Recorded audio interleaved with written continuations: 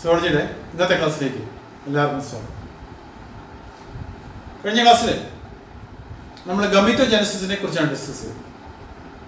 Mail gametogenesis, that is spermatogenesis, and the female gametogenesis, that is the oogenesis. ഇനി നമുക്ക് female reproductive സൈക്കിളിനെ കുറിച്ചാണ്. Female reproductive physiology, ഞാൻ നേരത്തെ പറഞ്ഞു, female reproductive physiology is very complicated than the mail reproductive physiology. കാരണം എന്താണ്? Female ബോഡിയിലാണ് fertilisation നടക്കേണ്ടത്, ഫീമെയിൽ ബോഡിയിലാണ് കുട്ടി വളരേണ്ടത്, അതുപോലെ കുട്ടിയുടെ വളർച്ചയ്ക്ക് ശേഷം പൂർണ്ണ വളർച്ചയെത്തിയ കുട്ടിയെ പുറത്തേക്ക് ഡെലിവർ ചെയ്യേണ്ടത് ഫീമെയിൽ ബോഡിയാണ്. അപ്പോൾ ഇതൊക്കെ ഒരുപാട് ഫിസിയോളജിക്കൽ ആക്ടിവിറ്റീസ് ഇൻവോൾവ് ചെയ്തിരിക്കുന്ന ബയോളജിക്കൽ പ്രോസസ്സാണ്. അപ്പോൾ അതുകൊണ്ട് തന്നെ ഫീമെയിൽ റീപ്രൊഡക്റ്റീവ് ഫിസിയോളജി എന്ന് പറയുന്നത് വളരെ കോംപ്ലിക്കേറ്റഡ് ആണ്. അപ്പോൾ female reproductive, the functioning of the female reproductive system is in a cyclic manner. അതായത് ആവർത്തിച്ച് വരുന്ന, നിശ്ചിത സമയത്തിന് ശേഷം വീണ്ടും ഇങ്ങനെ ആവർത്തിച്ച് വരുന്ന, ഒരു സൈക്കിൾ കഴിഞ്ഞ് അടുത്ത സൈക്കിൾ, വീണ്ടും അത് കഴിഞ്ഞ് അടുത്ത സൈക്കിൾ, ഇങ്ങനെ സൈക്ലിക് ആയിട്ട് ആണ് ഫീമെയിൽ റീപ്രൊഡക്റ്റീവ് ഫിസിയോളജി ഫങ്ഷൻ ചെയ്യുന്നത്, ഫിസിയോളജി നടക്കുന്നത്. നമ്മളിതിനെ ഈ female reproductive physiology, cyclic female reproductive ആക്ടിവിറ്റിയെ നമ്മൾ മെൻസ്ട്രൽ സൈക്കിൾ എന്നാണ് വിളിക്കുക. മെൻസ്ട്രൽ സൈക്കിൾ, മെൻസ്ട്രൽ സൈക്കിൾ എന്ന് വിളിക്കണം. ഇതിനെ മെൻസ്ട്രൽ സൈക്കിൾ എന്ന് വിളിക്കാനുള്ള കാരണം, the word menstrual has been derived from the word mensum. mensum എന്ന വാക്കിൽ നിന്നാണ് അതുണ്ടായിരിക്കുന്നത്. മെൻസം, മെൻസം എന്ന് പറഞ്ഞാൽ മന്ത് എന്നാണ് അർത്ഥം. മെൻസം. So the reproductive cycle, one reproductive cycle is carried out, is completed within a lunar month. So the time required to complete one menstrual cycle, one reproductive cycle, is one lunar month. What is lunar month? നമ്മൾ ചാന്ദ്രമാസം എന്ന് പറയും. ഒരു ചാന്ദ്രമാസം എന്ന് പറഞ്ഞാൽ 28 ദിവസമാണ്. അപ്പോൾ 28 ദിവസങ്ങൾ കൊണ്ടാണ് കംപ്ലീറ്റ് ആവുക. അപ്പോൾ ഒരു length, the length of one reproductive cycle is 28 days. അതൊരു ചാന്ദ്രമാസത്തിന് തുല്യമായതുകൊണ്ട്, ഒരു മാസത്തിന് തുല്യം, ഒരു ചാന്ദ്രമാസത്തിന് തുല്യമായതുകൊണ്ടാണ് മെൻസം എന്ന വാക്കിൽ നിന്ന് മെൻസ്ട്രൽ സൈക്കിൾ, മെൻസ്ട്രൽ എന്ന വാക്ക് ഉണ്ടായിരിക്കുന്നത്. ഓക്കെ. അപ്പോൾ മാമൽസിൽ, എല്ലാ ജീവികളിലും, എല്ലാ മാമൽസിലും മെൻസ്ട്രൽ സൈക്കിൾ അല്ല. മാമൽസിൽ ഒരു ഓർഡർ, പ്രൈമേറ്റ് എന്ന് പറയുന്ന ഒരു ഓർഡർ, പ്രൈമേറ്റ് എന്ന് പറയുന്ന ഓർഡറിൽ വരുന്നത് monkeys, apes and human beings ആണ്. Monkeys, apes and human beings. Apes നമുക്കറിയാം, ആൾക്കുരങ്ങ്, ഗോറില്ല, ചിമ്പാൻസി, ഒറാങ്ങുട്ടാൻ തുടങ്ങിയ ആൾക്കുരങ്ങ് നമ്മൾ ഏപ്സ് എന്ന് വിളിക്കും. അപ്പോൾ monkeys, apes and human being, ഇവരിലെ ഫീമെയിൽസിലാണ് ഈ മെൻസ്ട്രൽ സൈക്കിൾ ഉള്ളത്. ഓക്കെ. മെൻസ്ട്രൽ സൈക്കിൾ, ഒരു ഫീമെയിൽ റീപ്രൊഡക്റ്റീവ് സൈക്കിൾ ആരംഭിക്കുന്നത്, ആദ്യമായിട്ട് തുടങ്ങുന്നത് പ്യൂബർട്ടിയിലാണ്. അപ്പോൾ ആദ്യത്തെ മെൻസ്ട്രൽ സൈക്കിളിന് നമ്മൾ മെനാർക്ക് എന്നാണ് വിളിക്കുക. മെനാർക്ക് എന്ന് വിളിക്കുക. First menstrual cycle is called menarche. And this is a female. The menstrual cycle terminates at the age of 50-55. അപ്പോൾ 50-55 വയസ്സാകുമ്പോൾ ഓൺ ആൻ ആവറേജ്. അപ്പോൾ അതിൽ കുറഞ്ഞ ഏജിൽ മെൻസ്ട്രൽ സൈക്കിൾ ടെർമിനേറ്റ് ചെയ്യപ്പെടുന്നവരുണ്ട്, കുറച്ചുകൂടി പ്രൊലോങ് ചെയ്യുന്നവരുണ്ട്.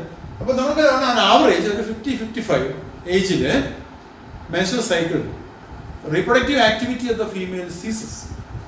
ഇപ്പോൾ പുരുഷന്മാരെ സംബന്ധിച്ച് അങ്ങനെയല്ല. മെയിലിനെ സംബന്ധിച്ചിടത്തോളം, ഹ്യൂമൻ മെയിലിനെ സംബന്ധിച്ചിടത്തോളം, the reproductive activity continues till the death.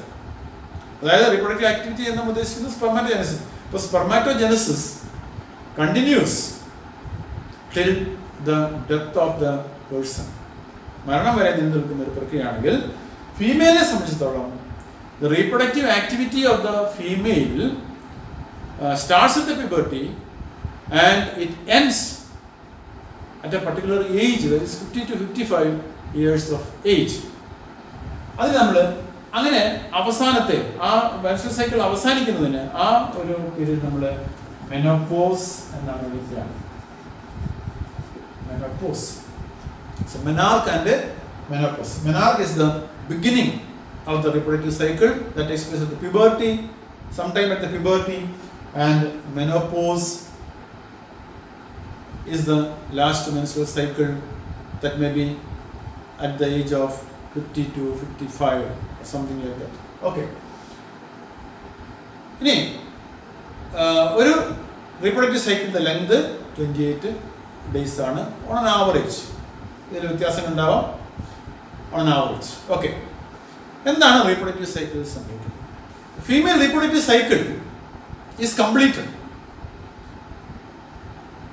in 3 stages. അപ്പോൾ 3 ഫേസുകളായിട്ടാണ് അല്ലെങ്കിൽ 3 സ്റ്റേജുകളായിട്ടാണ് ഫീമെയിൽ റീപ്രൊഡക്റ്റീവ് സൈക്കിൾ കംപ്ലീറ്റ് ആവുക. അതിൽ ഒന്നാമത്തെ ഫേസിനെ ഫസ്റ്റ് ഫേസ് ഇതിനെ നമ്മൾ menstrual phase എന്ന് പറയും. menstrual phase എന്നാണ് menstrual phase. രണ്ടാമത്തെ ഫേസ് proliferative phase ആണ്.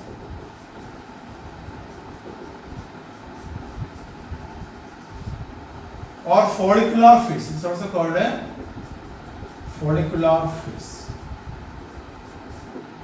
മൂന്നാമത്തെ ഫേസ് ആണ് luteal phase.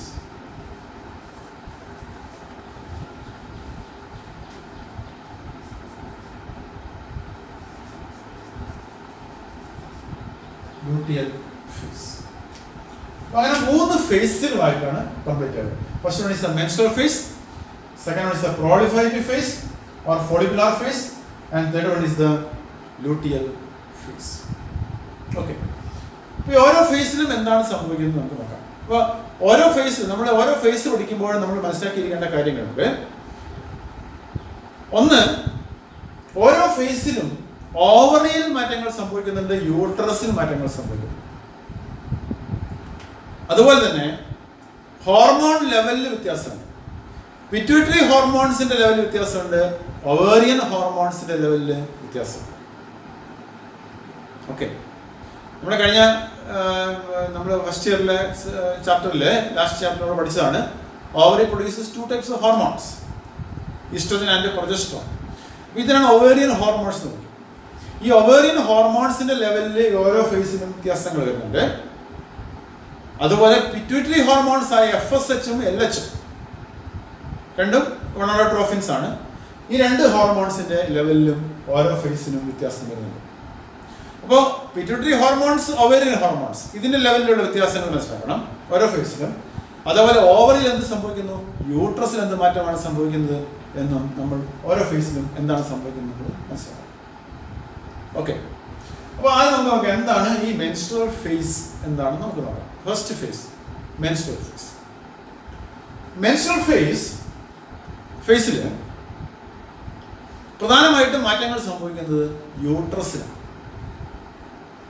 യൂട്രസിലാണ് പ്രധാനമായിട്ടും മാറ്റങ്ങൾ സംഭവിക്കുക. യൂട്രസിന്റെ ഇന്നർ ലെയറിനെ നമ്മൾ എൻഡോമെട്രിയം എന്നാണ് പറയുന്നത്. നമ്മൾ നേരത്തെ പറഞ്ഞത് എൻഡോമെട്രിയം. ഇതൊരു എപ്പിത്തീലിയൽ ലെയർ ആണ്, highly vascularised and constantly replaced എന്നൊക്കെ നമ്മൾ കഴിഞ്ഞ ക്ലാസ്സിൽ നമ്മൾ പറഞ്ഞതാണ്. എൻഡോമെട്രിയം യൂട്രൈൻ വാളിൽ നിന്നും അടർന്നു മാറുന്നു. അവിടെ അത് ഡിസോൾവ് ചെയ്യുന്നു, എന്നിട്ട് ലൂസായി വെജൈനയിൽ കൂടി പുറത്തേക്ക് ഒഴുകുന്നു. നമ്മൾ മെൻസ്ട്രുവൽ ബ്ലീഡിങ് എന്ന് നമ്മൾ പറയും. ഈ മെൻസ്ട്രുവൽ ഫേസ് ഒരു 1 to 5 days ആണ് ഇതിൻ്റെ സാധാരണ ഇതിൻ്റെ ലെങ്ത് എന്ന് വിളിക്കുന്നത്. 1 to 5 days. അപ്പോൾ ആ സമയത്ത് നമ്മൾ ബ്ലീഡിങ് ഉണ്ടാകുന്നു. എന്താണ് ആ ബ്ലീഡിങ് എന്ന് പറഞ്ഞാൽ എന്താണ്? യഥാർത്ഥത്തിൽ അത് എൻഡോമെട്രിയത്തിൻ്റെ പീലിംഗ് ഓഫ് ആണ്. അതായത് അവിടെ ഉണ്ടായിരുന്ന എൻഡോമെട്രിയം പീൽ ഓഫ് ചെയ്ത് ഒഴിഞ്ഞ് ധാരാളം ബ്ലഡ് സർക്കുലേഷൻ, ധാരാളം ബ്ലഡ് ഉള്ള ഒരു ലെയർ ആയതുകൊണ്ട് തന്നെ അതോടൊപ്പം ബ്ലഡ് കൂടി ഒഴുകിപ്പോകുന്ന ഒരു അവസ്ഥ. അതാണ് നമ്മൾ മെൻസ്ട്രൽ ഫേസിൽ സംഭവിക്കുന്നത്. അപ്പോൾ അത് ഒരു 1 to 5 days ആണ് ഇതിൻ്റെ ഇതൊരു 5 days ആണ് ഇതിൻ്റെ 1 to 5 days എന്ന് പറയാൻ കഴിയില്ല, ഒരു 5 days അല്ലെങ്കിൽ 3 to 5 days എന്ന് പറയാം. 3 to 5 days ആണ്. 3 to 5 days. ചില ആൾക്കാർ 3 ദിവസം ഈ ബ്ലീഡിങ് ഉണ്ടാവും, ചില ആൾക്കാർക്ക് 4, 5, ചിലപ്പോൾ ഇപ്പോൾ കുറച്ചുകൂടി കൂടാം. നമ്മൾ ആവറേജ് ആണ് ഇവിടെ നിന്ന് പറയാം. ഇതാണ് മെൻസ്ട്രൽ ഫേസ് സംഭവിക്കുന്നത്. അപ്പോൾ ഈ മെൻസ്ട്രൽ ഫേസിൽ ഓവറിയിൽ എന്താണ് സംഭവിക്കുക? ഓവറിയിൽ ഒരു ഗ്രാഫിയൻ ഫോളിക്കിൾ റപ്ചർ ചെയ്തു, ഓവുലേഷൻ സംഭവിച്ചു. ഓവുലേഷൻ സംഭവിച്ച് പ്രഗ്നൻസി സംഭവിക്കുന്നില്ല, ഫെർട്ടിലൈസേഷൻ സംഭവിക്കുന്നില്ല. ഫെർട്ടിലൈസേഷൻ സംഭവിക്കുന്നില്ലെങ്കിലാണ് ഈ മെൻസ്ട്രേഷൻസ് നമുക്ക് അറിയാം. കംപ്ലീറ്റ് ആകുമ്പോൾ നിങ്ങൾക്ക് മനസ്സിലാവും. ഓക്കെ, അപ്പോൾ ഹോർമോൺസിന്റെ ലെവൽ മെൻസ്ട്രേഷന്റെ സമയത്ത്, മെൻസ്ട്രൽ ഫേസിന്റെ സമയത്ത് പിറ്റ്യൂട്ടറി ഹോർമോൺസ് ആയ FSH-ഉം LH-ഉം രണ്ടും ലോ ലെവലിലായിരിക്കും. അതേപോലെ തന്നെ ഒവേറിയൻ ഹോർമോൺസ് ആയ ഈസ്ട്രോജനും പ്രൊജസ്ട്രോണും ലോ ലെവലിൽ ആയിരിക്കും. അടുത്ത ഫേസ് ആണ് പ്രോളിഫറേറ്റീവ് ഫേസ്. അപ്പൊ 5ാമത്തെ ദിവസം മെൻസ്ട്രൽ ഫേസ് കഴിഞ്ഞു കഴിഞ്ഞാൽ അടുത്ത ഫേസ് ആരംഭിക്കുകയാണ്, പ്രോളിഫറേറ്റീവ് ഫേസ് ആരംഭിക്കുകയാണ്. ഇപ്പോൾ പ്രോളിഫറേറ്റീവ് ഫേസിന്റെ തുടക്കത്തിൽ പിറ്റ്യൂട്ടറി ഹോർമോൺസ് ആയ FSH-ന്റെയും LH-ന്റെയും അളവ് കുറേശ്ശെ കൂടാൻ തുടങ്ങും. ഇവിടെ ഒരു ഗ്രാഫ് കൊടുത്തിട്ടുണ്ട്, ഗ്രാഫ് ശ്രദ്ധിച്ചാൽ നിങ്ങൾക്ക് മനസ്സിലാവും. കുറേശ്ശെ കൂടാൻ തുടങ്ങും. LH-ഉം FSH-ഉം കുറേശ്ശെ വർദ്ധിക്കാൻ തുടങ്ങും. FSH-ന്റെ അളവ് കൂടുന്നതനുസരിച്ച് ഒവേറിയൻ ഹോർമോൺസ് ആയ ഒവേറിയൻ ഹോർമോൺ ഈസ്ട്രോജന്റെ അളവ് വർദ്ധിക്കാൻ തുടങ്ങും. ഈസ്ട്രോജന്റെ അളവ് വർദ്ധിക്കും. ആ ഈസ്ട്രോജന്റെ ഇൻഫ്ലുവൻസിൽ ഓവറിയിലും യൂട്രസിലും മാറ്റങ്ങൾ സംഭവിക്കും. നമുക്ക് ആദ്യം ഓവറിയിലെ മാറ്റങ്ങൾ പറയാം. ഓവറിയിൽ ഒരു പുതിയ ഫോളിക്കിൾ ഗ്രാഫിയൻ ഫോളിക്കിളായി കൺവേർട്ട് ചെയ്യപ്പെടുന്നു. അപ്പോൾ ഒരേ സമയം ഓവറിയിൽ ഒരു ഗ്രാഫിയൻ ഫോളിക്കിൾ മാത്രമേ ഉണ്ടാകൂ. ഓക്കെ, ആ ഗ്രാഫിയൻ ഫോളിക്കിളിൽ നിന്ന് ഓവർ പുറത്തേക്ക് പോയി അത് നശിച്ചു പോയി കഴിയുമ്പോഴാണ് അടുത്ത ഒരു ഫോളിക്കിൾ ഗ്രാഫിയൻ ഫോളിക്കിളായി കൺവേർട്ട് ചെയ്യും. അപ്പോൾ നമ്മൾ നേരത്തെ പറഞ്ഞ ഓവറിൽ ധാരാളം follicles at different levels of development, different stages of development ഉണ്ട് നമ്മൾ നേരത്തെ പറഞ്ഞതാണ്. അപ്പോൾ അതിലൊരു ഫോളിക്കിൾ, അടുത്തൊരു ഫോളിക്കിൾ മാറ്റം സംഭവിക്കുന്നു. അത് ഓൾറെഡി അത് ടെർഷ്യറി ഫോളിക്കിളിലോ സെക്കൻഡറി ഫോളിക്കിളിലൊക്കെ ആയിരിക്കും. അത് ടെർഷ്യറി ഫോളിക്കിളായി ഗ്രാഫിയൻ ഫോളിക്കിളായി ഡെവലപ്പ് ചെയ്ത് വരും. അതിലെ പ്രൈമറി oocyte സെക്കൻഡറി oocyte ആയിട്ട് മാറും. ഓക്കെ, അതോടൊപ്പം തന്നെ ഇത് ഗ്രാഫിയൻ, ഇവിടെ ഓവറിൽ ഫോളിക്കിൾ ഗ്രാഫിയൻ ഫോളിക്കിളായി അതിനുള്ളിലുള്ള പ്രൈമറി oocyte സെക്കൻഡറി oocyte ഒക്കെ ആയി മാറുന്ന ആ സമയത്ത് തന്നെ യൂട്രസിൽ ചില മാറ്റങ്ങൾ സംഭവിക്കുന്നു. യൂട്രസിൽ ഒരു പുതിയ എൻഡോമെട്രിയം ഡെവലപ്പ് ചെയ്യുന്നു. അപ്പോൾ മെൻസ്ട്രേഷന്റെ ഫലമായി ഉള്ള എൻഡോമെട്രിയം പൊഴിഞ്ഞു പോയല്ലോ, in the form of bleeding, that's gone. അപ്പോൾ ഒരു പുതിയ എൻഡോമെട്രിയം ഡെവലപ്പ് ചെയ്യുന്നു. ആ എൻഡോമെട്രിയം ഗ്രാജുവലി ഡെവലപ്പ് ചെയ്ത് വരുന്നു. അതുകൊണ്ടാണ് നമ്മൾ പ്രോളിഫറേറ്റീവ് ഫേസ് എന്ന് വിളിക്കാനുള്ള കാരണം. പ്രോളിഫറേഷൻ, സെൽ മൾട്ടിപ്ലിക്കേഷൻ ആണ് പ്രോളിഫറേഷൻ എന്ന് വിളിക്കുന്നത്. ഇതിനെ ഫോളിക്കുലാർ ഫേസ് എന്ന് വിളിക്കാനുള്ള കാരണം ഫോളിക്കിൾ സെക്രീറ്റ് ചെയ്യുന്ന ഈസ്ട്രോജൻ എന്ന് പറയുന്നത് ഫോളിക്കിളും ഡെവലപ്പ് ചെയ്യുന്നു. ആ സമയത്ത് ഒരു ഫോളിക്കിളും ഡെവലപ്പ് ചെയ്യുന്നു. ഫോളിക്കിൾ ഡെവലപ്പ് ചെയ്യുന്നു. ഫോളിക്കുലാർ സെൽസ് ഈസ്ട്രോജൻ ധാരാളമായി ഉൽപ്പാദിപ്പിക്കുന്നു. FSH-ന്റെ ഇൻഫ്ലുവൻസിൽ ഫോളിക്കിൾ സെൽസ് ഈസ്ട്രോജൻ ഉൽപ്പാദിപ്പിക്കുന്നു. ആ ഈസ്ട്രോജന്റെ ഇൻഫ്ലുവൻസിന്റെ ഫലമായി ഒരു ഫോളിക്കിൾ ഗ്രാഫിയൻ ഫോളിക്കിളായിട്ട് മാറുന്നു. അപ്പോൾ ഫോളിക്കിളിൽ ധാരാളം മാറ്റങ്ങൾ സംഭവിക്കുന്നതാണ് ഫോളിക്കുലാർ ഫേസ് എന്ന് വിളിക്കാനുള്ള കാരണം. പ്രോളിഫറേറ്റീവ് ഫേസ് വിളിക്കാനുള്ള കാരണം എൻഡോമെട്രിയം പ്രോളിഫറേറ്റ് ചെയ്യും. എൻഡോമെട്രിയം സെൽസ് ഡിവൈഡ് ചെയ്ത് കൂടുതൽ എൻഡോമെട്രിയം സ്ട്രോങ് ആയി ഒരു തിക്ക് ലെയർ ആയിട്ട് ഇത് മാറുന്നു. അപ്പോൾ അതിനെ പ്രോളിഫറേറ്റീവ് ഫേസ് എന്ന് വിളിക്കാം. അപ്പോൾ ഈ സമയത്ത് LH-ന്റെയും FSH-ന്റെയും അളവ്, അതായത് പിറ്റ്യൂട്ടറി ഹോർമോൺസ് ആയ LH-ന്റെയും FSH-ന്റെയും അളവ് കൂടി വരും. അതനുസരിച്ച് ഇവിടെ ഈസ്ട്രോജൻ്റെ അളവ് കൂടി വരും. ഓക്കെ, ഇതാണ് പ്രോളിഫറേറ്റീവ് ഫേസിൽ സംഭവിക്കുക. അപ്പോൾ പ്രോളിഫറേറ്റീവ് ഫേസിൻ്റെ അവസാനം ഒരു ഓവറിയിൽ ഒരു ഗ്രാഫിയൻ ഫോളിക്കിൾ റെഡി ആയിട്ടുണ്ടാകും. ആ ഗ്രാഫിയൻ ഫോളിക്കിളിൽ ഒരു സെക്കൻഡറി ഊസൈറ്റ് ഓവുലേഷന് തയ്യാറായിട്ടുണ്ട്. യൂട്രസിൽ എൻഡോമെട്രിയം റെഡിയായി.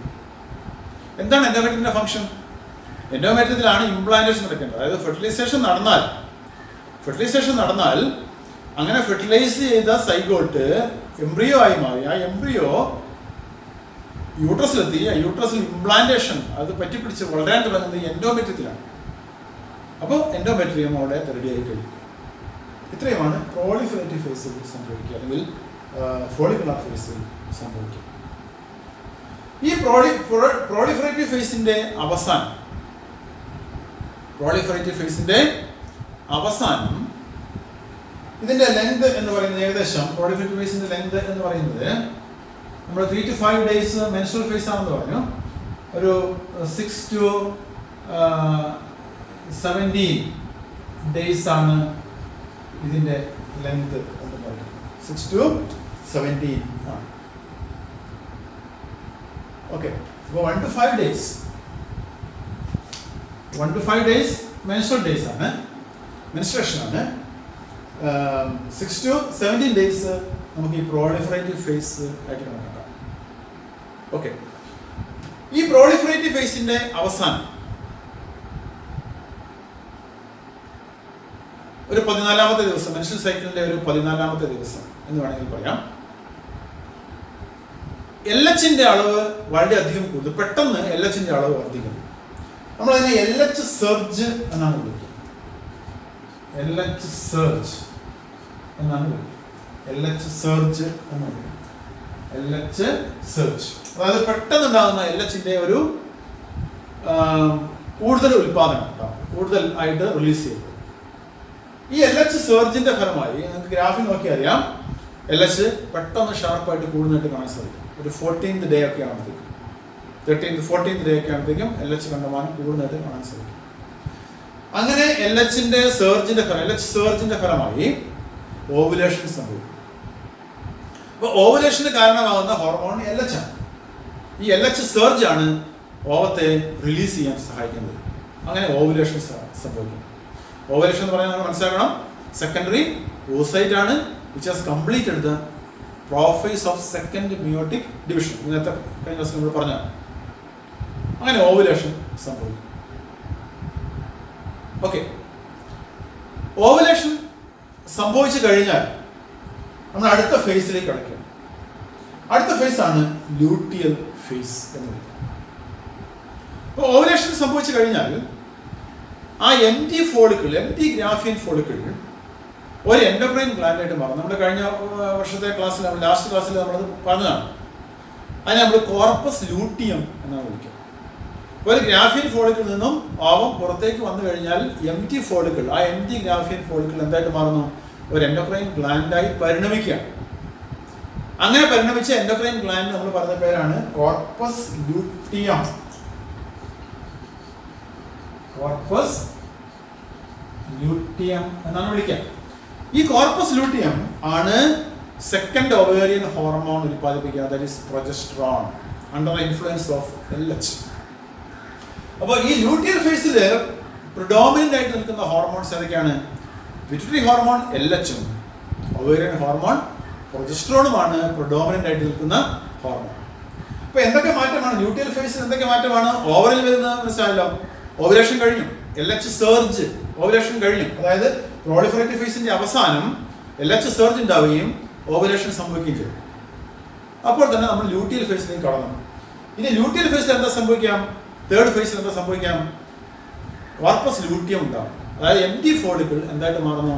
കോർപ്പസ് ലൂട്ടിയമായി മാറുന്നു. ഈ കോർപ്പസ് ലൂട്ടിയം പ്രൊജസ്ട്രോൺ ഉൽപ്പാദിപ്പിക്കുന്നു. ഇനി യൂട്രസ് എന്താ മാറ്റം സംഭവിക്കുക? ഓൾറെഡി എൻഡോമെട്രിയം അവിടെ ഉണ്ട്. അപ്പോൾ ഈ പ്രൊജസ്ട്രോണിന്റെ സഹായത്താൽ എൻഡോമെട്രിയം കുറെ കൂടി തിക്ക് ആൻഡ് വാസ്കുലറൈസ്ഡ് ആയിട്ട് മാറുന്നു. കാരണം എന്താണ്? ഓവുലേഷൻ നടന്നു, ഫെർട്ടിലൈസേഷൻ എക്സ്പെക്ട് ചെയ്യുന്നു. ബോഡി എന്ത് ചെയ്യുന്നു? ഫെർട്ടിലൈസേഷൻ എക്സ്പെക്ട് ചെയ്യുകയും അങ്ങനെ ഫെർട്ടിലൈസേഷൻ നടന്നുണ്ടാകുന്ന ഭ്രൂണം സൈഗോട്ട് ഉണ്ടാകുന്ന ആ സൈഗോട്ട് ഭ്രൂണമായി മാറുന്ന എംബ്രിയോ ആയിട്ട് മാറുന്ന ആ എംബ്രിയോ ഇംപ്ലാന്റ് ചെയ്യണം. അതിനുള്ള തയ്യാറെടുപ്പാണ് യൂട്രസ് നടക്കുന്നത്. അപ്പോൾ എൻഡോമെട്രിയം പ്രൊജസ്ട്രോണിന്റെ സഹായത്താൽ കൂടുതൽ തിക്കാവുകയും കൂടുതൽ വാസ്കുലറൈസ്ഡ് ആയി മാറുകയും ചെയ്യുന്നു. ഓക്കെ, ഇത് ഈ ലൂട്ടിയൽ ഫേസ് ഒരു 18 to 28 days വരെ സംഭവിക്കും. 18 to 28 days. അപ്പോൾ ഫെർട്ടിലൈസേഷൻ നടക്കുന്നില്ല. ഇവിടെ രണ്ട് ഓപ്ഷൻസ് ആണുള്ളത്. ഒന്നുകിൽ ഫെർട്ടിലൈസേഷൻ നടക്കാം, അല്ലെങ്കിൽ ഫെർട്ടിലൈസേഷൻ നടക്കാതിരിക്കാം. ഇപ്പോൾ ഓവുലേഷൻ സംഭവിച്ചല്ലോ. ഓവുലേഷൻ സംഭവിച്ചിട്ട് ഫെർട്ടിലൈസേഷൻ നടക്കുന്നില്ല. ഫെർട്ടിലൈസേഷൻ നടക്കണമെങ്കിൽ നമുക്കറിയാം എന്ത് സംഭവിക്കണം? കൊയിറ്റസ് സംഭവിക്കണം, അല്ലേ? സ്ത്രീ പുരുഷ ലൈംഗിക ബന്ധം അല്ലെങ്കിൽ കൊയിറ്റസ് നടക്കണം. സെമൻ വെജൈനൽ ഡിപ്പോസിറ്റ്, ഇജാക്കുലേഷൻ നടന്ന് സെമൻ വെജൈനൽ ഡിപ്പോസിറ്റ് ആവണം. സ്പേം എത്തണം. ആ സ്പേം ആണ് ഓവത്തെ ഫെർട്ടിലൈസ് ചെയ്യുന്നത്. അപ്പോൾ ഇത് നടക്കുന്നില്ല എങ്കിൽ, കൊയിറ്റസ് നടക്കുന്നില്ല, സ്ത്രീ പുരുഷ ലൈംഗിക ബന്ധം നടക്കുന്നില്ല എങ്കിൽ ഫെർട്ടിലൈസേഷന് സാധ്യതയില്ല.